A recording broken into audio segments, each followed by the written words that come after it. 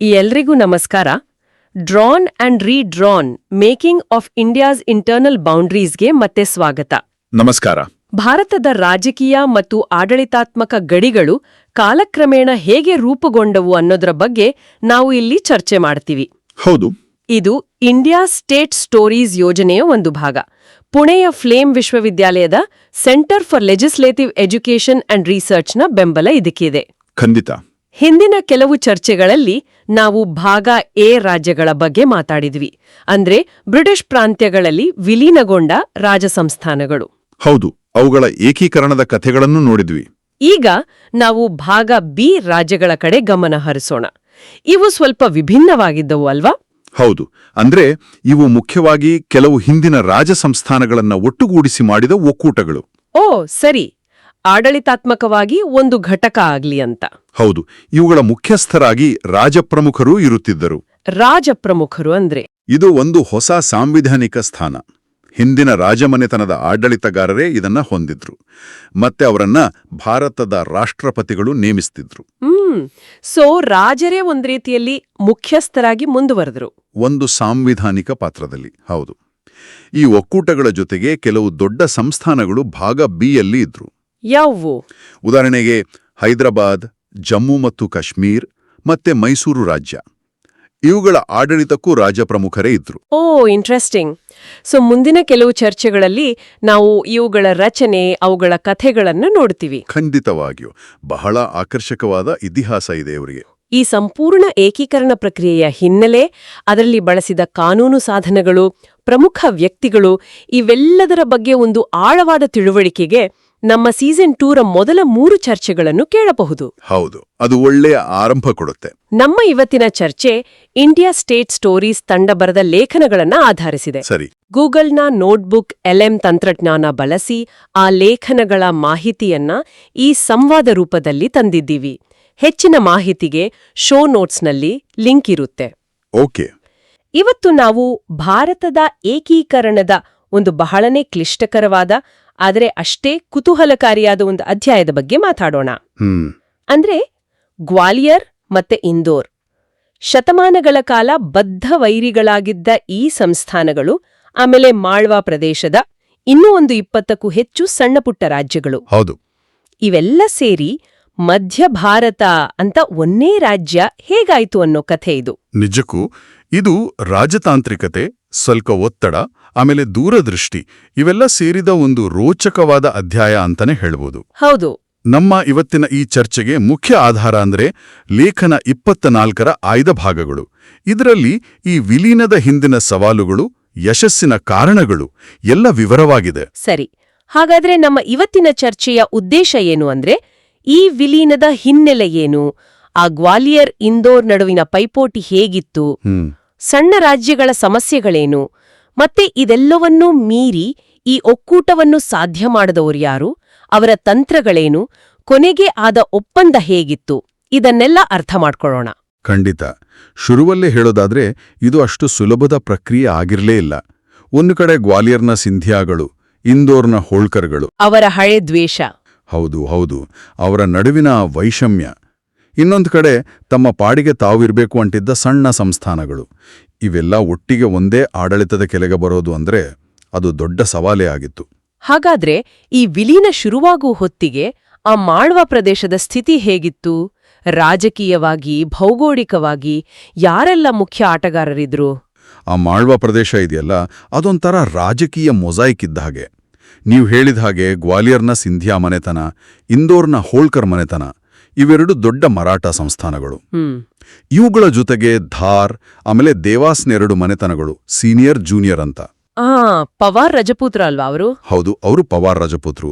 ಮತ್ತೆ ರತ್ಲಾಂ, ಜಬುವಾ, ನರ್ಸಿಂಗಡ ಹೀಗೆ ತುಂಬಾ ರಜಪೂತರ ರಾಜ್ಯಗಳಿದ್ವು. ಸರಿ. ಅಷ್ಟೇ ಅಲ್ಲ, ಜೋರಾ, ಕುರ್ವಾಯಿ, ಪಠಾರಿಯಾ ಅಂತಹ ಕೆಲವು ಸಣ್ಣ ಮುಸ್ಲಿಂ ಆಡಳಿತದ ರಾಜ್ಯಗಳೂ ಅಲ್ಲಿದ್ವು. ಒಟ್ಟಾರೆಯಾಗಿ ನೋಡಿದ್ರೆ ಸುಮಾರು 25 ಬೇರೆ ಬೇರೆ ಸಂಸ್ಥಾನಗಳು ಆ ಪ್ರದೇಶದಲ್ಲಿ ಹರಡ್ಕೊಂಡಿದ್ವು. ಓ 25. ಅವುಗಳ ಒಟ್ಟು ವಿಸ್ತೀರ್ಣ, ಜನಸಂಖ್ಯೆ, ಆದಾಯ ಇದರ ಬಗ್ಗೆ ಏನಾದ್ರೂ ಕಲ್ಪನೆ ಇದೆಯಾ? ಇಡೀ ಪ್ರದೇಶ ಸುಮಾರು 47,000 ಚದರ ಮೈಲಿಯಷ್ಟು ದೊಡ್ಡದಿತ್ತು. ಜನಸಂಖ್ಯೆ 70 ಲಕ್ಷಕ್ಕೂ ಹೆಚ್ಚಿತ್ತು ಅಂತ ಅಂದಾಜು. 70 ಲಕ್ಷ? ಹೌದು. ವಾರ್ಷಿಕ ಆದಾಯ ಎಲ್ಲ ಸೇರಿ ಸುಮಾರು 8 ಕೋಟಿ ರೂಪಾಯಿ ಇತ್ತು. ಆದರೆ ಈ ಸಂಪನ್ಮೂಲಗಳು ಎಲ್ಲ ರಾಜ್ಯಗಳ ಮಧ್ಯೆ ಸರಿಸಮನಾಗಿ ಹಂಚಿ ಹೋಗಿರಲಿಲ್ಲ. ಕೆಲವೇ ದೊಡ್ಡ ರಾಜ್ಯಗಳಲ್ಲಿ ಜಾಸ್ತಿ ಇತ್ತು. ಇಲ್ಲೇ ಆ ಸಣ್ಣ ರಾಜ್ಯಗಳ ಸಮಸ್ಯೆ ಶುರುವಾಗುತ್ತೆ ಅಲ್ವಾ? ಅವುಗಳ ಅಸ್ತಿತ್ವಕ್ಕಿದ್ದ ಸವಾಲುಗಳೇನು? ಖಂಡಿತವಾಗಿಯೂ. ಮೊದಲನೇದಾಗಿ, ಆ ಸಣ್ಣ ರಾಜ್ಯಗಳಲ್ಲಿ ಬಹಳಷ್ಟು ನಾನ್ ಕಂಟಿಜ್ಯೂಯಸ್ ಆಗಿದ್ವು. ಅಂದ್ರೆ ಒಂದು ರಾಜ್ಯದ ಭೂಭಾಗ ಅಲ್ಲಲ್ಲಿ ಚದುರಿ ಹೋಗಿತ್ತು. ಓ, ಒಂದಕ್ಕೊಂದು ಹೊಂದಿಕೊಂಡಿರಲಿಲ್ಲ. ಹೌದು, ಮಧ್ಯದಲ್ಲಿ ಬೇರೆ ರಾಜ್ಯದ ಪ್ರದೇಶ ಬರೋದು. ಇದರಿಂದ ಆಡಳಿತ ನಡೆಸೋಕೆ ಬಹಳ ತೊಂದರೆ ಆಗ್ತಿತ್ತು. ಒಂದು ವಯಬಲ್ ಅಡ್ಮಿನಿಸ್ಟ್ರೇಟಿವ್ ಯೂನಿಟ್ ಅನ್ನೋದನ್ನೇ ಮಾಡೋಕೆ ಕಷ್ಟ ಇತ್ತು. ಅಷ್ಟೇ ಅಲ್ಲ, ಆಧುನಿಕ ಆಡಳಿತ ನಡೆಸೋಕೆ ಅಂದ್ರೆ ಶಿಕ್ಷಣ, ಆರೋಗ್ಯ, ಇತರ ಕಲ್ಯಾಣ ಕಾರ್ಯಕ್ರಮಗಳಿಗೆ ಬೇಕಾದ ಹಣಕಾಸಿನ ಶಕ್ತಿ ಇರ್ಲಿಲ್ಲ. ಖಂಡಿತ ಇರಲಿಲ್ಲ. ಆರ್ಥಿಕ ಸಂಪನ್ಮೂಲಗಳ ಕೊರತೆ ಬಹಳ ದೊಡ್ಡ ಸಮಸ್ಯೆಯಾಗಿತ್ತು. ಅವುಗಳು ಸ್ವತಂತ್ರವಾಗಿ ಉಳಿಯೋಕೆ ಸಾಧ್ಯವೇ ಇಲ್ಲ ಅನ್ನೋ ಸ್ಥಿತಿ. ಇದ್ರ ಜೊತೆಗೆ ನೀವು ಹೇಳಿದ ಹಾಗೆ ಆ ಗ್ವಾಲಿಯರ್ ಮತ್ತೆ ಇಂದೋರ್ ನಡುವಿನ ಹಳೆ ದ್ವೇಷ, ಅದು ಹೇಗೆ ಪ್ರಭಾವ ಬೀರಿತು? ಅದು ಬಹುಶಃ ಅತಿ ದೊಡ್ಡ ಅಡಚಣೆ ಅಂತಾನೆ ಹೇಳಬಹುದು.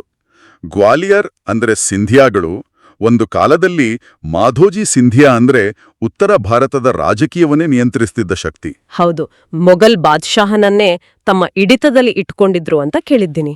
ನಿಜ. ಇಂದೋರ್ ಅಂದ್ರೆ ಹೋಳ್ಕರ್ ಮನೆತನ. ಇಬ್ರೂ ಮರಾಠ ಶಕ್ತಿಗಳೇ ಆದರೂ ಇತಿಹಾಸ ಪೂರ್ತಿ ಇವರ ನಡುವೆ ಘರ್ಷಣೆಗಳು, ಯುದ್ಧಗಳು ನಡೀತಾನೇ ಇದ್ವು. ಶಾಂತಿ ಕಾಲದಲ್ಲೂ ಪೈಪೋಟಿ ಇದ್ದೇ ಇತ್ತು. ಹಾಗಾಗಿ ಈ ಶತಮಾನಗಳ ದ್ವೇಷ ಇದ್ದಾಗ ಒಂದೇ ರಾಜ್ಯದಲ್ಲಿ ಇವರಿಬ್ರು ಹೇಗೆ ಜೊತೆಯಾಗಿರುತ್ತಾರೆ ಅನ್ನೋ ಪ್ರಶ್ನೆ ಸಹಜವಾಗೇ ಬಂದಿರುತ್ತೆ. ಖಂಡಿತ, ಅದು ಎಲ್ಲರ ಮನಸ್ಸಲ್ಲೂ ಇದ್ದ ದೊಡ್ಡ ಪ್ರಶ್ನೆ. ಸೊ ಒಟ್ಟಾರೆಯಾಗಿ ನೋಡಿದ್ರೆ ವಿಲೀನಕ್ಕೆ ಅಡ್ಡಿಗಳು ಅಂದ್ರೆ, ಒಂದು, ರಾಜರುಗಳ ಹಿಂಜರಿಕೆ, ತಮ್ಮ ಅಧಿಕಾರ ಬಿಟ್ಕೊಡೋಕೆ ಇಷ್ಟ ಇಲ್ದಿರೋದು. 2, ಈ ಗ್ವಾಲಿಯರ್ ಇಂದೋರ್ ವೈಷಮ್ಯ. 3, ಸಣ್ಣ ರಾಜ್ಯಗಳ ಆಡಳಿತಾತ್ಮಕ ಮತ್ತು ಆರ್ಥಿಕ ಅಸಾಧ್ಯತೆಗಳು. ಇನ್ನೂ ಏನಾದ್ರೂ ಇತ್ತಾ? ಇತ್ತು. ಗ್ವಾಲಿಯರ್ನಂತಹ ದೊಡ್ಡ ರಾಜ್ಯಗಳಿಗೆ ತಮ್ಮ ಒಂದು ಪ್ರತ್ಯೇಕ ಗುರುತು, ಪ್ರತಿಷ್ಠೆ ಇತ್ತು. ಅದನ್ನು ಕಳ್ಕೊಳ್ಳೋಕೆ ಅವರು ಸುಲಭವಾಗಿ ಒಪ್ಪಲಿಲ್ಲ. ಹೌದು, ತಮ್ಮ ಐಡೆಂಟಿಟಿ ಮುಖ್ಯ ಆಗುತ್ತೆ. ಮತ್ತೆ ಕೆಲವು ಮರಾಠ ಆಡಳಿತಗಾರರಿಗೆ ಇದು ರಜಪೂತರ ರಾಜ್ಯಗಳಿಗಿಂತ ನಮ್ಮೇನೆ ಟಾರ್ಗೆಟ್ ಮಾಡಿ ನಮ್ಮ ಶಕ್ತಿನ ಮುರಿಯೋಕೆ ಮಾಡ್ತಿರೋ ಪ್ರಯತ್ನ ಅನ್ನೋ ಒಂದು ಅನುಮಾನ, ಆತಂಕ ಕೂಡ ಇತ್ತು. ಓ, ಹಾಗೊಂದು ಆಲೋಚನೆನೂ ಇತ್ತು. ಸರಿ, ಬೇರೆ ಕಡೆ ನೋಡ್ದ ಹಾಗೆ ಇಲ್ಲಿ ಜನರಿಂದ ಅಥವಾ ಕಾಂಗ್ರೆಸ್ ಪಕ್ಷದಿಂದ ವಿಲೀನಕ್ಕೆ ಎಷ್ಟು ಒತ್ತಡ ಇತ್ತು? ಇಲ್ಲಿ ಸ್ವಲ್ಪ ವ್ಯತ್ಯಾಸ ಇತ್ತು. ಗ್ವಾಲಿಯರ್, ಇಂದೋರ್ನಂತಹ ದೊಡ್ಡ ಪಟ್ಟಣಗಳನ್ನ ಬಿಟ್ರೆ ಮಾಳ್ವಾದ ಬೇರೆ ಪ್ರದೇಶಗಳಲ್ಲಿ ಕಾಂಗ್ರೆಸ್ ಸಂಘಟನೆ ಅಷ್ಟು ಬಲವಾಗಿರಲಿಲ್ಲ. ಹಾಗಾಗಿ ಜವಾಬ್ದಾರಿಯುತ ಸರ್ಕಾರ ಬೇಕು ಅಂತ ಜನರಿಂದ ದೊಡ್ಡ ಮಟ್ಟದ ಒತ್ತಡ ಬೇರೆ ಕೆಲವು ಕಡೆ ನೋಡಿದ ಹಾಗೆ ಇಲ್ಲಿ ಆರಂಭದಲ್ಲಿ ಸ್ವಲ್ಪ ಕಡಿಮೆನೇ ಇತ್ತು. ಇದರಿಂದ ರಾಜರುಗಳ ಮೇಲೆ ತಕ್ಷಣದ ಪ್ರೆಷರ್ ಕಮ್ಮಿ ಇತ್ತು ಅಂತ ಹೇಳ್ಬೋದು. ಇಷ್ಟೆಲ್ಲ ಸವಾಲುಗಳು, ಅಡೆತಡೆಗಳು, ಇವುಗಳ ಮಧ್ಯೆಯೂ ಕೊನೆಗೆ ಈ ಎಲ್ಲಾ ರಾಜ್ಯಗಳು ಒಟ್ಟಿಗೆ ಸೇರಿದ್ವು. ಇದರ ಹಿಂದೆ ಇದ್ದ ಶಕ್ತಿ ಯಾವುದು? ಯಾರು ಈ ಪ್ರಯತ್ನವನ್ನು ಮುಂದಕ್ಕೆ ತಗೊಂಡ್ರು? ಇಲ್ಲಿ ಅತ್ಯಂತ ನಿರ್ಣಾಯಕ ಪಾತ್ರ ವಹಿಸಿದ್ದು ಕೇಂದ್ರ ಸರ್ಕಾರ, ಮುಖ್ಯವಾಗಿ ರಾಜ್ಯಗಳ ಸಚಿವಾಲಯ, ಅದರ ಕಾರ್ಯದರ್ಶಿ ವಿ.ಪಿ. ಮೆನನ್ ಮತ್ತು ಸಹಜವಾಗಿ ಗೃಹ ಸಚಿವ ಸರ್ದಾರ್ ವಲ್ಲಭಭಾಯಿ ಪಟೇಲ್. ಅವರ ಪಾತ್ರ ಬಹಳ ದೊಡ್ಡದು. ಹೌದು, ವಿ.ಪಿ. ಮೆನನ್ ಅವರ ನಿಲುವು ತುಂಬಾ ಸ್ಪಷ್ಟವಾಗಿತ್ತು. ಅವರು ಹೇಳಿದ್ದು, ಸಣ್ಣ ಸಣ್ಣ ದುರ್ಬಲ ಒಕ್ಕೂಟಗಳನ್ನ ಮಾಡೋ ಬದಲು ಆಡಳಿತಾತ್ಮಕವಾಗಿ ಶಕ್ತಿಶಾಲಿಯಾದ, ವಯಬಲ್ ಆದ ಒಂದೇ ದೊಡ್ಡ ಒಕ್ಕೂಟವನ್ನ ರಚಿಸಬೇಕು ಅಂತ. ಈ ಒಂದೇ ದೊಡ್ಡ ಒಕ್ಕೂಟ ಅನ್ನೋ ಐಡಿಯಾ ಯಾಕೆ ಬಂತು? ಕೇವಲ ಆಡಳಿತದ ಸುಲಭಕ್ಕಾಗಿಯೋ ಅಥವಾ ಬೇರೆ ಕಾರಣಗಳೂ ಇದ್ವು? ಅಲ್ಲ, ಅದಕ್ಕಿಂತೂ ಆಳವಾದ ಕಾರಣಗಳಿದ್ವು. ಮೆನನ್ ಮತ್ತೆ ಪಟೇಲರಿಗೆ ಗೊತ್ತಿತ್ತು, ಕೇವಲ ಆಡಳಿತಾತ್ಮಕ ಸುಲಭತೆ ಅಷ್ಟೇ ಅಲ್ಲ, ಆ ಮಾಳ್ವಾ ಪ್ರದೇಶ ಫಲವತ್ತಾದ ಭೂಮಿ, ಅಲ್ಲಿ ಕೃಷಿ ಅಭಿವೃದ್ಧಿ ಆಗ್ಬೇಕು ಅಂದ್ರೆ ಒಂದು ಬಲಿಷ್ಠ ಘಟಕ ಬೇಕು. ಅದಕ್ಕಿಂತೂ ಮುಖ್ಯವಾಗಿ ರಾಷ್ಟ್ರೀಯ ಏಕೀಕರಣದ ದೃಷ್ಟಿಯಿಂದ ಇದು ಅಗತ್ಯವಾಗಿತ್ತು. ಹೀಗೆ ಚದುರಿ ಹೋಗಿರುವ ಸಣ್ಣಪುಟ್ಟ ರಾಜ್ಯಗಳನ್ನ ಒಗ್ಗೂಡಿಸಿ ರಾಷ್ಟ್ರದ ಮುಖ್ಯವಾಹಿನಿಗೆ ತರಲಿಲ್ಲ ಅಂದ್ರೆ ಹೊಸದಾಗಿ ಸ್ವಾತಂತ್ರ್ಯ ಪಡೆದ ದೇಶದ ಅಡಿಪಾಯವೇ ದುರ್ಬಲ ಆಗುತ್ತೆ ಅಂತ ಅವ್ರಿಗೆ ಚೆನ್ನಾಗಿ ಗೊತ್ತಿತ್ತು. ಆ ದೂರದೃಷ್ಟಿ ಇತ್ತು ಅವರಿಗೆ. ಖಂಡಿತ. ಅದಕ್ಕೆ ಪೂರಕವಾಗಿ ಇಡೀ ಮಾಳ್ವಾ ಪ್ರದೇಶ ಹೆಚ್ಚು ಕಡಿಮೆ ಒಂದೇ ತರ ಇತ್ತು. ಭಾಷೆ, ಮುಖ್ಯವಾಗಿ ಹಿಂದಿ ಮಾತಾಡೋರು, ಸಂಸ್ಕೃತಿ, ಆರ್ಥಿಕ ಚಟುವಟಿಕೆಗಳು ಎಲ್ಲ ಒಂದೇ ರೀತಿ ಇದ್ದುದು ಕೂಡ ಈ ಏಕೀಕರಣದ ಯೋಚನೆಗೆ ಸಹಾಯ ಮಾಡಿತು. ಈ ವಿಷಯದಲ್ಲಿ ಸರ್ದಾರ್ ಪಟೇಲರ ನಿಲುವು ಎಷ್ಟು ಗಟ್ಟಿಯಾಗಿತ್ತು? ಪಟೇಲರ್ ತುಂಬಾನೇ ದೃಢವಾಗಿದ್ರು. ಅವರ ಪ್ರಕಾರ ಹೈದರಾಬಾದ್, ಮೈಸೂರಿನಂತಹ ಒಂದೆರಡು ಅತಿ ದೊಡ್ಡ ರಾಜ್ಯಗಳನ್ನು ಬಿಟ್ರೆ ಉಳಿದ ಯಾವ ರಾಜ್ಯವೂ, ಅಂದ್ರೆ ವಯಬಲ್ ಇಲ್ಲದ ಯಾವ ರಾಜ್ಯವೂ ಸ್ವತಂತ್ರವಾಗಿ ಉಳಿಯಬಾರದು. ಅವೆಲ್ಲವೂ ಕೊನೆಗೆ ದೊಡ್ಡ, ಸದೃಢ ಆಡಳಿತಾತ್ಮಕ ಘಟಕಗಳಲ್ಲಿ ವಿಲೀನ ಆಗ್ಲೇಬೇಕು ಅನ್ನೋದು ಅವರ ಸ್ಪಷ್ಟ ನಿಲುವಾಗಿತ್ತು. ಅವರು ಸಣ್ಣ ರಾಜ್ಯಗಳು ಚೌಕಾಶಿ ಮಾಡುವುದನ್ನು ತಪ್ಪಿಸಬೇಕೆಂದು ಬಯಸಿದ್ದರು. ಸರಿ, ಸಿದ್ಧಾಂತ ಒಪ್ಪಿದ್ರೂ ಆ ರಾಜರುಗಳನ್ನ ಒಪ್ಪಿಸೋದಿದೆಯಲ್ಲ, ಅದು ದೊಡ್ಡ ಕೆಲಸ. ಅದ್ರಲ್ಲೂ ಗ್ವಾಲಿಯರ್, ಇಂದೋರ್ ರಾಜರು ಹೇಗೆ ಒಪ್ಪಿಸಿದ್ರು? ಏನೆಲ್ಲ ತಂತ್ರ ಬಳಸಿದ್ರು? ಇಲ್ಲಿ ವಿ.ಪಿ. ಮೆನನ್ ಅವರ ತಾಳ್ಮೆ ಮತ್ತು ಚಾತುರ್ಯ ಬಹಳ ಮುಖ್ಯ ಪಾತ್ರ ವಹಿಸಿತು. ಅವರು ಗ್ವಾಲಿಯರ್, ಇಂದೋರ್ ಮಹಾರಾಜರ ಜೊತೆ ಮತ್ತೆ ಮತ್ತೆ ಮಾತುಕತೆ ನಡೆಸಿದ್ರು. ಸಣ್ಣ ರಾಜ್ಯಗಳಿಗೆ ಭವಿಷ್ಯ ಇಲ್ಲ, ಒಟ್ಟಿಗೆ ಸೇರಿದ್ರೆ ಇಡೀ ಪ್ರದೇಶದ ಕೃಷಿ, ಆರ್ಥಿಕತೆ ಅಭಿವೃದ್ಧಿಯಾಗುತ್ತೆ ಅಂತ ಅವರಿಗೆ ಮನವರಿಕೆ ಮಾಡಿಕೊಡೋ ಪ್ರಯತ್ನ ಮಾಡಿದ್ರು. ಬರೀ ಅಭಿವೃದ್ಧಿ ಮಾತು ಸಾಕಾಯ್ತಾ? ಅಥವಾ ರಾಜರುಗಳಿಗೆ ಏನಾದ್ರೂ ವೈಯಕ್ತಿಕ ಲಾಭ, ಆಮಿಷಗಳು ಆ ಥರ ಏನಾದ್ರೂ ಇತ್ತಾ? ಖಂಡಿತವಾಗಿಯೂ ಇತ್ತು. ನೋಡಿ, ಅತ್ಯಂತ ಮುಖ್ಯವಾದದ್ದು ಅಂದ್ರೆ ರಾಜರುಗಳಿಗೆ ಅವರ ಪ್ರೀವಿ ಪರ್ಸ್ ಅಂದ್ರೆ ರಾಜಧನ ಮತ್ತೆ ಅವರ ಖಾಸಗಿ ಆಸ್ತಿಪಾಸ್ತಿಗಳಿಗೆ ಕೇಂದ್ರ ಸರ್ಕಾರದಿಂದ ಗ್ಯಾರಂಟಿ ಕೊಡಲಾಯಿತು. ಓ, ಅದು ಬಹಳ ಮುಖ್ಯ ಅಲ್ವಾ? ಹೌದು, ಬಹಳ ಮುಖ್ಯ. ತಮ್ಮ ಭವಿಷ್ಯ ಏನಾಗುತ್ತೋ ಅನ್ನೋ ಚಿಂತೆ ಅವ್ರಿಗಿರುತ್ತಲ್ಲ, ಈ ಸ್ಥಳೀಯ ನಾಯಕರು, ಹೊಸ ಸರ್ಕಾರ ಇವರ ಕೈಗೆ ತಮ್ಮ ಭವಿಷ್ಯ ಕೊಡೋದಕ್ಕಿಂತ ಕೇಂದ್ರ ಸರ್ಕಾರದ ಭರವಸೆ ಅವರಿಗೆ ಹೆಚ್ಚು ಸುರಕ್ಷಿತ ಅಂತ ಅನ್ಸಿರಬಹುದು. ಗ್ವಾಲಿಯರ್ ಮಹಾರಾಜರಂತಹ ದೊಡ್ಡ ಸ್ಥಾನದವರನ್ನ ಒಲಿಸ್ಕೊಳ್ಳೋಕೆ ಇನ್ನೂ ಏನಾದ್ರೂ ವಿಶೇಷ ಆಫರ್ ಇತ್ತಾ? ಹೌದು, ಇತ್ತು. ಗ್ವಾಲಿಯರ್ ಮಹಾರಾಜರಿಗೆ ನೀವು ಒಕ್ಕೂಟಕ್ಕೆ ಸೇರೋದಕ್ಕೆ ಒಪ್ಪಿದ್ರೆ ಮುಂದೆ ರಚನೆ ಆಗುವ ಇಡೀ ಮಧ್ಯ ಭಾರತ ರಾಜ್ಯಕ್ಕೆ ನೀವೇ ಸಾಂವಿಧಾನಿಕ ಮುಖ್ಯಸ್ಥರಾಗಿ ಅಂದ್ರೆ ರಾಜಪ್ರಮುಖರಾಗಿ ನಿಮ್ಮ ಜೀವಿತಾವಧಿವರೆಗೂ ಇರಬಹುದು ಅಂತ ಒಂದು ಆಫರ್ ಕೊಟ್ರು. ಆಹಾ, ಅದು ಅವರ ಪ್ರತಿಷ್ಠೆಗೆ ಒಂದು ಸಮಾಧಾನ ತರುವ ವಿಷಯ ಆಗಿರಬಹುದು. ಖಂಡಿತ. ಗ್ವಾಲಿಯರ್ನ ಐತಿಹಾಸಿಕ ಸ್ಥಾನಮಾನ ಒಂದು ರೀತಿಯಲ್ಲಿ ಉಳಿಯುತ್ತೆ ಅನ್ನೋ ಭಾವನೆ ಅವರಿಗೆ ಬಂದಿರಬಹುದು. ಈ ಮಧ್ಯೆ ಸ್ಥಳೀಯ ಕಾಂಗ್ರೆಸ್ ನಾಯಕರು ಏನ್ ಮಾಡಿದ್ರು? ಅವರು ಜವಾಬ್ದಾರಿಯುತ ಸರ್ಕಾರಕ್ಕಾಗಿ ಹೋರಾಟ ಮುಂದುವರೆಸಿದ್ರಾ? ಇಲ್ಲಿ ರಾಜ್ಯಗಳ ಸಚಿವಾಲಯ ಒಂದು ಜಾಣ್ಮೆಯ ನಡೆ ಅನುಸರಿಸಿತು. ಅವರು ಸ್ಥಳೀಯ ಕಾಂಗ್ರೆಸ್ ನಾಯಕರಿಗೆ ಒಂದು ಸಲಹೆ ಕೊಟ್ರು, ಮಾಡಿ ಈ ಸಣ್ಣ ಭವಿಷ್ಯವಿಲ್ಲದ ರಾಜ್ಯಗಳಲ್ಲಿ ಜವಾಬ್ದಾರಿಯುತ ಸರ್ಕಾರಕ್ಕಾಗಿ ಚಳುವಳಿ ಮಾಡೋದ್ರಿಂದ ಪ್ರಯೋಜನ ಇಲ್ಲ. ಅದರ ಬದಲು ಈ ರಾಜ್ಯಗಳೆಲ್ಲ ಒಂದಾಗೋದಿಕ್ಕೆ, ಏಕೀಕರಣಕ್ಕೆ ನೀವು ಬೆಂಬಲವಾಗಿ ಕೆಲಸ ಮಾಡಿ ಅಂತ ಹೇಳಿದ್ರು. ಇದು ವಿಲೀನಕ್ಕೆ ಪೂರಕವಾದ ವಾತಾವರಣ ಸೃಷ್ಟಿ ಮಾಡ್ತು. ಹಣಕಾಸಿನ ವಿಷಯಗಳ ಬಗ್ಗೆಯೂ ಮೊದಲೇ ಯೋಚಿಸಿದ್ರಾ? ಅಂದ್ರೆ ಈ ರಾಜ್ಯಗಳನ್ನೆಲ್ಲ ಒಟ್ಟು ಸೇರಿಸಿದ್ಮೇಲೆ ಹಣಕಾಸು ವ್ಯವಸ್ಥೆ ಹೇಗೆ ಅಂತ? ಹೌದು, ಅದರ ಬಗ್ಗೆನೂ ಯೋಚಿಸಿದ್ರು. ಮುಂದೆ ಭಾರತೀಯ ರಾಜ್ಯಗಳ ಹಣಕಾಸು ವಿಚಾರಣಾ ಸಮಿತಿ ಅಂತ ನೇಮಕ ಮಾಡಿ ಈ ಹೊಸ ಒಕ್ಕೂಟಗಳಲ್ಲಿ ಫೆಡರಲ್ ಫೈನಾನ್ಷಿಯಲ್ ಸಿಸ್ಟಮ್ ಹೇಗೆ ತರೋದು ಅಂತ ಪರಿಶೀಲನೆ ಮಾಡ್ತಾರಂತನೂ ಹೇಳಿದ್ರು. ಆದರೆ ತಕ್ಷಣಕ್ಕೆ ರಾಜರುಗಳನ್ನು ಒಪ್ಪಿಸೋಕೆ ಆ ಪ್ರಿವಿ ಪರ್ಟ್ಸ್, ಆಸ್ತಿ ಗ್ಯಾರಂಟಿ ಇವೇ ಮುಖ್ಯವಾಗಿದ್ವು. ಸೊ ಇಷ್ಟೆಲ್ಲ ಪ್ರಯತ್ನಗಳ ನಂತರ ಕೊನೆಗೂ ಒಪ್ಪಂದ ಆಯ್ತಾ? ಹೌದು, ಕೊನೆಗೂ ಯಶಸ್ಸು ಸಿಕ್ಕಿತು.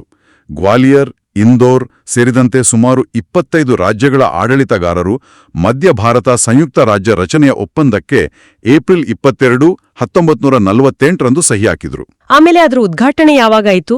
ಮೇ 28, 1948ರಂದು ಪಂಡಿತ್ ಜವಾಹರ್ಲಾಲ್ ನೆಹರು ಅವರೇ ಬಂದು ಈ ಹೊಸ ರಾಜ್ಯವನ್ನ ಉದ್ಘಾಟನೆ ಮಾಡಿದ್ರು. ನಾಯಕತ್ವದ ವ್ಯವಸ್ಥೆ ಮಾತಾಡಿದ ಹಾಗೆ ಆಯ್ತಾ? ಗ್ವಾಲಿಯರ್ ಮಹಾರಾಜರೇ ರಾಜಪ್ರಮುಖರಾದ್ರ? ಹೌದು, ಮೊದಲೇ ಮಾತುಕತೆ ಆದ ಹಾಗೆ ಗ್ವಾಲಿಯರ್ ಮಹಾರಾಜ ಜೀವಾಜಿರಾವ್ ಸಿಂಧಿಯಾ ಅವರನ್ನ ಜೀವಿತಾವಧಿಯ ರಾಜಪ್ರಮುಖರನ್ನಾಗಿ ನೇಮಿಸಿದ್ರು. ಇಂದೋರ್ ಮಹಾರಾಜ ಯಶವಂತರಾವ್ ಹೋಲ್ಕರ್ II ಅವರನ್ನ ಜೀವಿತಾವಧಿಯ ಉಪರಾಜಪ್ರಮುಖರನ್ನಾಗಿ ನೇಮಿಸಿದ್ರು. ಶತಮಾನಗಳ ಕಾಲ ವೈರಿಗಳಾಗಿದ್ದವರು ಒಂದೇ ಆಡಳಿತ ವ್ಯವಸ್ಥೆಯಲ್ಲಿ ದೊಡ್ಡ ಹುದ್ದೆಗಳನ್ನ ಹಂಚಿಕೊಂಡಿದ್ದು ನಿಜಕ್ಕೂ ಒಂದು ಐತಿಹಾಸಿಕ ಘಟನೆ ಅದು. ಈ ಮಧ್ಯ ಭಾರತದ ಒಪ್ಪಂದದಲ್ಲಿ ಬೇರೆ ರಾಜ್ಯಗಳ ಒಕ್ಕೂಟಗಳಿಗಿಂತ ಏನಾದ್ರೂ ವಿಶೇಷ ಅಥವಾ ಭಿನ್ನವಾದ ಅಂಶಗಳಿದ್ವಾ? ಒಂದು ಬಹಳ ಮುಖ್ಯವಾದ ವ್ಯತ್ಯಾಸ ಇತ್ತು. ಈ ಹಿಂದೆ ಕೆಲವು ಒಕ್ಕೂಟಗಳಾದಾಗ ಕೇಂದ್ರ ಸರ್ಕಾರಕ್ಕೆ ಅಧಿಕಾರ ಕೊಡೋ ಪ್ರವೇಶ ಪತ್ರ ಅಥವಾ ಇನ್ಸ್ಟ್ರುಮೆಂಟ್ ಆಫ್ ಆಕ್ಸೆಷನ್ ಇದೆಯಲ್ಲ, ಅದಕ್ಕೆ ಸಹಿ ಹಾಕೋದು ಸ್ವಲ್ಪ ಮಟ್ಟಿಗೆ ಐಚ್ಛಿಕವಾಗಿತ್ತು. ಹೌದಾ? ಹೌದು. ಅಂದ್ರೆ ಯಾವೆಲ್ಲ ವಿಷಯಗಳಲ್ಲಿ ಕೇಂದ್ರಕ್ಕೆ ಅಧಿಕಾರ ಕೊಡಬೇಕು ಅಂತ ರಾಜ್ಯಗಳು ಸ್ವಲ್ಪ ನಿರ್ಧರಿಸಬಹುದಿತ್ತು. ಆದ್ರೆ ಮಧ್ಯ ಭಾರತದ ಒಪ್ಪಂದದಲ್ಲಿ ಹಾಗಲ್ಲ. ಇಲ್ಲಿ ಹೇಗಿತ್ತು? ಇಲ್ಲಿ 1935ರ ಭಾರತ ಸರ್ಕಾರದ ಕಾಯ್ದೆ ಪ್ರಕಾರ ಫೆಡರಲ್ ಲಿಸ್ಟ್ ಮತ್ತೆ ಕಂಕರೆಂಟ್ ಲಿಸ್ಟ್ನಲ್ಲಿರೋ ಎಲ್ಲಾ ವಿಷಯಗಳಿಗೂ ಸಂಬಂಧಿಸಿದಂತೆ ರಾಜಪ್ರಮುಖರು ಪ್ರವೇಶ ಪತ್ರಕ್ಕೆ ಸಹಿ ಹಾಕ್ಲೇಬೇಕು ಅಂತ ಕಡ್ಡಾಯ ಮಾಡಿದ್ರು. ಓ, ಇದು ದೊಡ್ಡ ಬದಲಾವಣೆ. ಅಂದ್ರೆ ಕೇಂದ್ರದ ಹಿಡಿತ ಜಾಸ್ತಿ ಆಯ್ತು. ಖಂಡಿತ. ರಾಷ್ಟ್ರೀಯ ಏಕೀಕರಣದ ದೃಷ್ಟಿಯಿಂದ ಇದು ಬಹಳ ಮಹತ್ವದ ಹೆಜ್ಜೆ ಆಗಿತ್ತು. ಈಗ ಮತ್ತೆ ಆ ಪ್ರಿವಿ ಪರ್ಸ್ ವಿಷಯಕ್ಕೆ ಬರೋಣ. ಗ್ವಾಲಿಯರ್, ಇಂದೋರ್ಗೆ ವಿಶೇಷ ವಿನಾಯಿತಿ ಕೊಟ್ರು ಅಂದ್ರಿ. ಎಷ್ಟು ಕೊಟ್ರು? ಸಾಮಾನ್ಯ ನಿಯಮ ಏನಿತ್ತು? ಹೌದು, ಸಾಮಾನ್ಯವಾಗಿ ಪೂರ್ವ ರಾಜ್ಯಗಳ ಸೂತ್ರ ಅಥವಾ ಈಸ್ಟರ್ನ್ ಸ್ಟೇಟ್ಸ್ ಫಾರ್ಮುಲಾ ಅಂತ ಒಂದಿತ್ತು. ಅದರ ಪ್ರಕಾರ ಪ್ರಿವಿ ಪರ್ಸ್ಗೆ ಗರಿಷ್ಠ ಮಿತಿ ವರ್ಷಕ್ಕೆ 10 ಲಕ್ಷ ರೂಪಾಯಿ. 10 ಲಕ್ಷ. ಆದರೆ ಗ್ವಾಲಿಯರ್ ಮತ್ತೆ ಇಂದೋರ್ ವಿಷಯದಲ್ಲಿ ಅವರ ರಾಜ್ಯದ ಗಾತ್ರ, ಆದಾಯ ಮತ್ತೆ ಅವರು ತಾವಾಗಿಯೇ ವಿಲೀನಕ್ಕೆ ಒಪ್ಪಿದ್ದನ್ನ ಗಣನೆಗೆ ತೆಗೆದುಕೊಂಡು ಈ ನಿಯಮಕ್ಕೆ ವಿನಾಯಿತಿ ಕೊಟ್ರು. ಹಾಗಾದ್ರೆ ಅವರಿಗೆ ನಿಗದಿಯಾದ ಮೊತ್ತ? ಗ್ವಾಲಿಯರ್ ಮಹಾರಾಜರಿಗೆ ವರ್ಷಕ್ಕೆ 25 ಲಕ್ಷ ರೂಪಾಯಿ. 25 ಲಕ್ಷ. ಹೌದು. ಇಂದೋರ್ ಮಹಾರಾಜರಿಗೆ 15 ಲಕ್ಷ ರೂಪಾಯಿ. ಇದನ್ನ ಆಡ್ಹಾಕ್ ಬೇಸಿಸ್ ಮೇಲೆ, ಅಂದ್ರೆ ಇದೊಂದು ವಿಶೇಷ ಪ್ರಕರಣ ಅಂತ ಪರಿಗಣಿಸಿ ನಿಗದಿ ಮಾಡಿದ್ರು. ಸಾಮಾನ್ಯ 10 ಲಕ್ಷದ ಮಿತಿಗಿಂತ ಇದು ಗಣನೀಯವಾಗಿ ಹೆಚ್ಚಿತ್ತು. ಇದನ್ನ ಒಂದು ರೀತಿ ಅವರು ತಮ್ಮ ಅಧಿಕಾರ, ರಾಜ್ಯ ಬಿಟ್ಟುಕೊಟ್ಟಿದ್ದಕ್ಕೆ ಪ್ರತಿಯಾಗಿ ನೀಡಿದ ಕೊಡುಗೆ, ಅಂದ್ರೆ ಕ್ವಿಡ್ ಪ್ರೋ ಕ್ವೋ ಅಂತ ಪರಿಗಣಿಸಲಾಯಿತು. ಆ ಕಾಲಕ್ಕೆ ಇದು ನಿಜಕ್ಕೂ ಬಹಳ ದೊಡ್ಡ ಮೊತ್ತ. ಸರಿ, ಈ ಒಪ್ಪಂದದ ಇನ್ನೊಂದು ಮುಖ್ಯವಾದ, ವಿಶೇಷವಾದ ಅಂಶ ಅಂದ್ರೆ ಆ ಭಿಲ್ ಬುಡಕಟ್ಟು ಜನಾಂಗದ ರಕ್ಷಣೆ ಬಗ್ಗೆ ಇದ್ದಿದ್ದು. ಅದರ ಬಗ್ಗೆ ಸ್ವಲ್ಪ ಹೇಳಿ. ಹೌದು, ಇದು ಬಹಳ ಮುಖ್ಯವಾದ ಮತ್ತು ಶ್ಲಾಘನೀಯವಾದೊಂದು ಕ್ರಮ. ಹೊಸದಾಗಿ ಉದಯವಾದ ಮಧ್ಯಭಾರತ ರಾಜ್ಯದ ಗಡಿಯೊಳಗೆ ಬಹಳ ದೊಡ್ಡ ಸಂಖ್ಯೆಯಲ್ಲಿ ಭಿಲ್ ಬುಡಕಟ್ಟು ಜನರು ವಾಸವಾಗಿದ್ರು. ಅವರು ಸಾಮಾಜಿಕವಾಗಿ, ಆರ್ಥಿಕವಾಗಿ ತುಂಬಾ ಹಿಂದುಳಿದಿದ್ರು. ಅವರ ಒಂದು ವಿಶಿಷ್ಟ ಸಂಸ್ಕೃತಿ, ಅವರ ಹಿತಾಸಕ್ತಿಗಳನ್ನು ಕಾಪಾಡೋದು ಅಗತ್ಯವಾಗಿತ್ತು. ಅದಕ್ಕಾಗಿ ಒಪ್ಪಂದದಲ್ಲಿ ಏನು ವ್ಯವಸ್ಥೆ ಮಾಡಿದ್ರು? ಒಪ್ಪಂದದಲ್ಲಿ ಒಂದು ವಿಶೇಷವಾದ ನಿಯಮ ಸೇರಿಸಿದ್ರು. ಅದರ ಪ್ರಕಾರ ಯಾವ ಪ್ರದೇಶಗಳಲ್ಲಿ 50%ಕ್ಕಿಂತ ಹೆಚ್ಚು ಭಿಲ್ ಜನಸಂಖ್ಯೆ ಇದೆಯೋ ಆ ಪ್ರದೇಶಗಳನ್ನ ಪರಿಶಿಷ್ಟ ಪ್ರದೇಶಗಳು ಅಥವಾ ಶೆಡ್ಯೂಲ್ಡ್ ಏರಿಯಾಸ್ ಅಂತ ಗುರುತಿಸಬೇಕು ಅಂತ ನಿರ್ಧಾರ ಆಯಿತು. ಸರಿ. ಈ ಪ್ರದೇಶಗಳಲ್ಲಿ ಶಾಂತಿ ಮತ್ತು ಒಳ್ಳೆಯ ಆಡಳಿತ ಕಾಪಾಡೋಕೆ ಬೇಕಾದ ಕಾನೂನುಗಳನ್ನ ಮಾಡುವ ವಿಶೇಷ ಅಧಿಕಾರವನ್ನ ರಾಜಪ್ರಮುಖರಿಗೆ ಕೊಡ್ಲಾಯಿತು. ಆದರೆ ಈ ಅಧಿಕಾರ ಸಂಪೂರ್ಣ ಸ್ವತಂತ್ರವಾಗಿರಲಿಲ್ಲ. ಅದು ಕೇಂದ್ರ ಸರ್ಕಾರದ ಮೇಲ್ವಿಚಾರಣೆ ಮತ್ತು ನಿಯಂತ್ರಣಕ್ಕೆ ಒಳಪಟ್ಟಿತ್ತು. ಇದರ ಉದ್ದೇಶ ಸ್ಪಷ್ಟವಾಗಿದೆ. ಬಹುಶಃ ಆಗತಾನೆ ಬಂದ ಹೊಸ ಪ್ರಜಾಪ್ರಭುತ್ವ ಸರ್ಕಾರ, ಹೊಸ ಆಡಳಿತ ವ್ಯವಸ್ಥೆ, ಅದರಿಂದ ಈ ದುರ್ಬಲ ಸಮುದಾಯಕ್ಕೆ ತೊಂದರೆ ಆಗ್ಬಾರ್ದು, ಶೋಷಣೆ ಆಗ್ಬಾರ್ದು ಅಂತ ರಕ್ಷಣೆ ಕೊಡೋ ಪ್ರಯತ್ನ. ಖಚಿತವಾಗಿ. ಹೊಸ ರಾಜಕೀಯ ವ್ಯವಸ್ಥೆಯಲ್ಲಿ ಈ ಬುಡಕಟ್ಟು ಜನರ ಧ್ವನಿ ಅಡಿಗೆ ಹೋಗ್ಬೋದು, ಅವರ ಅಗತ್ಯಗಳು ಕಡೆಗಣಿಸಲ್ಪಡಬಹುದು ಅನ್ನೋ ಒಂದು ಆತಂಕ, ಒಂದು ಕಾಳಜಿ ಅಂದಿನ ನಾಯಕರಿಗಿತ್ತು. ಅದಕ್ಕಾಗಿಯೇ ಈ ವಿಶೇಷ ರಕ್ಷಣಾತ್ಮಕ ಕ್ರಮವನ್ನ ಒಪ್ಪಂದದಲ್ಲೇ ಸೇರಿಸಿದ್ದು ಅವರ ಪ್ರಬುದ್ಧತೆಯನ್ನ ತೋರಿಸುತ್ತೆ. ಸೊ ಒಟ್ಟಾರೆಯಾಗಿ ನೋಡಿದ್ರೆ ಗ್ವಾಲಿಯರ್, ಇಂದೋರ್ನಂತಹ ವೈರಿಗಳು, ಧಾರ್, ದೇವಾಸ್, ರತ್ಲಾಂನಂತಹ ರಾಜ್ಯಗಳು, ಆಮೇಲೆ ಝಬುವಾ, ಅಲಿರಾಜ್ಪುರ್, ಪಿಪ್ಲೋಡಾ, ಹೀಗೆ ಅದೆಷ್ಟೋ ಸಣ್ಣಪುಟ್ಟ ಸಂಸ್ಥಾನಗಳು, ಸುಮಾರು 25 ರಾಜ್ಯಗಳು ಒಟ್ಟಿಗೆ ಸೇರಿ ಒಂದು ರಾಜ್ಯ ಆಯ್ತು. ಇದೊಂದು ದೊಡ್ಡ ಸಾಧನೆನೇ ಸರಿ. ನಿಸ್ಸಂದೇಹವಾಗಿ. ಐತಿಹಾಸಿಕ ದ್ವೇಷ, ಆಡಳಿತ ನಡೆಸೋಕೆ ಇದ್ದ ತೊಂದರೆಗಳು, ರಾಜರುಗಳ ಆರಂಭಿಕ ವಿರೋಧ, ಇಷ್ಟೆಲ್ಲ ಸವಾಲುಗಳನ್ನ ಮೀರಿ ಈ ಏಕೀಕರಣ ಸಾಧ್ಯವಾಯಿತು. ಇದರಲ್ಲಿ ವಿ.ಪಿ. ಮೆನನ್ ಅವರ ಸತತ ಪ್ರಯತ್ನ, ಅವರ ರಾಜತಾಂತ್ರಿಕತೆ, ಸರ್ದಾರ್ ಪಟೇಲರ ದೃಢ ನಿಲುವು ಮತ್ತು ಆ ರಾಜರುಗಳಿಗೆ ಕೊಟ್ಟ ಆರ್ಥಿಕ ಮತ್ತು ಸ್ಥಾನಮಾನದ ಭರವಸೆಗಳು ಎಲ್ಲವೂ ಸೇರಿ ಕೆಲಸ ಮಾಡಿದ್ವು. ಹಾಗಾದ್ರೆ ಕೊನೆಯದಾಗಿ ಈ ವಿಲೀನದಿಂದ ಆದ ಮುಖ್ಯ ಪರಿಣಾಮ ಏನು? ಇದರ ಸಿಗ್ನಿಫಿಕೆನ್ಸ್ ಏನು? ಇದು ಕೇವಲ ಭಾರತದ ನಕ್ಷೆಯಲ್ಲಿ ಒಂದು ಗೆರೆ ಬದಲಾಯಿಸಿದ್ದಲ್ಲ. ಅದಕ್ಕಿಂತ ಮುಖ್ಯವಾಗಿ ಇದು ಆ ಮಾಳ್ವಾ ಪ್ರದೇಶದಲ್ಲಿ ಒಂದು ಸಮರ್ಪಕ ಆಡಳಿತ ವ್ಯವಸ್ಥೆಯನ್ನ ತರಲು ಸಹಾಯ ಮಾಡಿತು. ಚದುರಿ ಹೋಗಿದ್ದ ಪ್ರದೇಶಲನ್ನ ಒಂದೇ ಆರ್ಥಿಕ, ಆಡಳಿತಾತ್ಮಕ ಘಟಕವಾಗಿ ಮಾಡಿದ್ರಿಂದ ಅಲ್ಲಿನ ಅಭಿವೃದ್ಧಿಗೆ, ವಿಶೇಷವಾಗಿ ಕೃಷಿ ಅಭಿವೃದ್ಧಿಗೆ ಒಂದು ಗಟ್ಟಿ ಅಡಿಪಾಯ ಹಾಕಿದ ಹಾಗಾಯಿತು. ರಾಷ್ಟ್ರ ನಿರ್ಮಾಣದ ದೃಷ್ಟಿಯಿಂದ ಇದು ಬಹಳ ದೊಡ್ಡ ಹೆಜ್ಜೆ. ಈ ಇಡೀ ಪ್ರಕ್ರಿಯೆಯಿಂದ ನಾವು ಇವತ್ತು ಕಲಿಬಹುದಾದ ಪಾಠ ಏನಾದ್ರೂ ಇದೆಯಾ? ಬಹುಶಃ ಮುಖ್ಯವಾದ ಪಾಠ ಅಂದ್ರೆ, ಎಷ್ಟೇ ಕಷ್ಟದ ರಾಜಕೀಯ ಅಥವಾ ಐತಿಹಾಸಿಕ ಸಮಸ್ಯೆಗಳಿದ್ರೂ ಒಂದು ಸ್ಪಷ್ಟ ಗುರಿ, ಗಟ್ಟಿ ನಾಯಕತ್ವ ಮತ್ತು ಎಲ್ಲಕ್ಕಿಂತ ಮುಖ್ಯವಾಗಿ ಸಂಬಂಧಪಟ್ಟವರ ಆತಂಕಗಳನ್ನ ಅರ್ಥ ಮಾಡಿಕೊಂಡು ಅವರಿಗೆ ಸಮಾಧಾನ ತರುವಂಥ, ಭರವಸೆ ಕೊಡುವಂಥ ಒಂದು ಚಾಣಾಕ್ಷ ರಾಜತಾಂತ್ರಿಕತೆ ಇದ್ರೆ ಅಂಥ ಸಮಸ್ಯೆಗಳನ್ನು ಬಗೆಹರಿಸಬಹುದು ಅನ್ನೋದು. ಹೌದು, ರಾಷ್ಟ್ರೀಯ ಹಿತಾಸಕ್ತಿಯ ಜೊತೆಗೆ ಸ್ಥಳೀಯ ವಾಸ್ತವಗಳನ್ನ ಬ್ಯಾಲೆನ್ಸ್ ಮಾಡೋದು. ಅದೇ ಆ ಕಲೆ ಇಲ್ಲಿ ಚೆನ್ನಾಗಿ ಕಾಣುತ್ತೆ. ಇದು ಇವತ್ತಿಗೂ ಪ್ರಸ್ತುತವಾದ ಪಾಠ. ಸರಿ, ನಮ್ಮ ಇವತ್ತಿನ ಈ ಆಳವಾದ ಚರ್ಚೆಯನ್ನ ಮುಗಿಸೋ ಸಮಯ ಬಂತು. ಕೊನೆಯದಾಗಿ ಕೇಳುಗರಿಗೆ ಒಂದು ಯೋಚನೆಗೆ ಹಚ್ಚುವ ವಿಷಯವನ್ನ ಬಿಟ್ಟೋಗೋಣ. ಖಂಡಿತ. ನಾವು ಮಾತಾಡಿದ್ವಲ್ಲ, ಮಧ್ಯಭಾರತದ ವಿಲೀನದಲ್ಲಿ ಭಿಲ್ ಬುಡಕಟ್ಟು ಜನರ ಹಿತಾಸಕ್ತಿ ಕಾಪಾಡೋಕೆ ಪರಿಶಿಷ್ಟ ಪ್ರದೇಶಗಳಂಥ ವಿಶೇಷ ವ್ಯವಸ್ಥೆಗಳನ್ನ ತಂದ್ರು ಅಂತ. ಹೌದು. ಸ್ವಾತಂತ್ರ್ಯ ಬಂದ ಆ ಆರಂಭದ ವರ್ಷಗಳಲ್ಲಿ ಅಂದಿನ ಅಗತ್ಯಕ್ಕೆ ತಗ್ಗಂತೆ ಮಾಡಿದ ಆ ವ್ಯವಸ್ಥೆಗಳು ಇವತ್ತಿನ ಬದಲಾದ ಸನ್ನಿವೇಶದಲ್ಲಿ ಎಷ್ಟರ ಮಟ್ಟಿಗೆ ಪ್ರಸ್ತುತ? ಹೌದು, ಒಳ್ಳೆ ಪ್ರಶ್ನೆ. ಅವುಗಳ ಮೂಲ ಉದ್ದೇಶ ಅಂದ್ರೆ ಆ ಸಮುದಾಯಗಳ ರಕ್ಷಣೆ, ಅಭಿವೃದ್ಧಿ ಅದು ಎಷ್ಟರ ಮಟ್ಟಿಗೆ ಈಡೇರಿದೆ? ಅಥವಾ ಕಾಲಕ್ಕೆ ತಕ್ಕ ಹಾಗೆ ಆ ವಿಶೇಷ ಆಡಳಿತ ವ್ಯವಸ್ಥೆಗಳನ್ನ ಮತ್ತೆ ನೋಡ್ಬೇಕಾ? ಅದರಲ್ಲಿ ಏನಾದ್ರೂ ಬದಲಾವಣೆ, ಸುಧಾರಣೆ ತರಬೇಕಾ? ಇದು ಯೋಚಿಸಬೇಕಾದ ವಿಷಯ ಅಲ್ವಾ? ಖಂಡಿತ. ಇದು ಕೇವಲ ಮಧ್ಯ ಭಾರತಕ್ಕೆ ಅಥವಾ ಬಿಲ್ ಸಮುದಾಯಕ್ಕೆ ಮಾತ್ರ ಸಂಬಂಧಿಸಿದ್ದಲ್ಲ. ಬಹುಶಃ ದೇಶದಾದ್ಯಂತ ಇಂತಹ ವಿಶೇಷ ಆಡಳಿತಾತ್ಮಕ ಪ್ರದೇಶಗಳ ಕಾರ್ಯವೈಖರಿ, ಅವುಗಳ ಪ್ರಸ್ತುತತೆ ಬಗ್ಗೆ ಒಂದು ದೊಡ್ಡ ಚರ್ಚೆ ಆಗ್ಬೇಕೇನೋ. ಖಂಡಿತವಾಗಿಯೂ ತುಂಬಾನೇ ಆಳವಾದ ಚರ್ಚೆಯಾಯಿತು. ಮಧ್ಯ ಭಾರತದಂತಹ ಒಂದು ಮುಖ್ಯ ರಾಜ್ಯ ಹೇಗೆ ರೂಪುಗೊಂಡಿತು ಅನ್ನೋ ಈ ಸಂಕೀರ್ಣ ಕಥೆಯನ್ನ ಇಷ್ಟು ಚೆನ್ನಾಗಿ ವಿವರಿಸಿದ್ದಕ್ಕೆ ಧನ್ಯವಾದಗಳು. ನಿಮಗೂ ಧನ್ಯವಾದಗಳು.